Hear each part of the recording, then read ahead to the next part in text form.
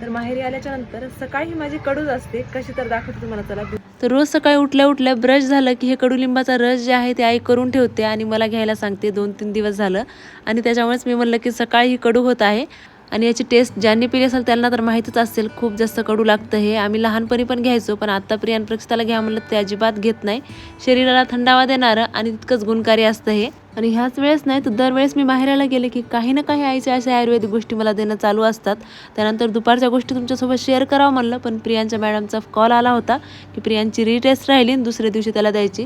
त्याच्यामुळे अर्जंट मला निघावं लागलं परभणीला जाण्यासाठी. आणि या दोघा बहीण भावांना राजवीला सरप्राईज द्यायचं होतं. जी खेळभांडे खेळत बसली होती, दोघांना बघून इतकी खुश झाली ती. आणि आम्हाला सोडण्यासाठी ना पप्पासोबत आले होते. आता पप्पाला लगेच निघायचं होतं म्हणून पटकन होणारी ते कोकम सरबत जे आहे ते मी बनवायला घेतलं.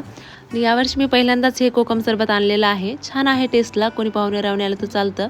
आता दुसऱ्या दिवशीचा हा व्हिडिओ आहे, त्या दिवशी काही शूट नाही केलं मी, थोडासा आराम वगैरे केला. थोडीशी आता मला क्लिनिंग वगैरे करून घ्यायची होती, जी बेसिक क्लिनिंग असते ती. थोडी साफसफाई करायला इथे मी लागले होते.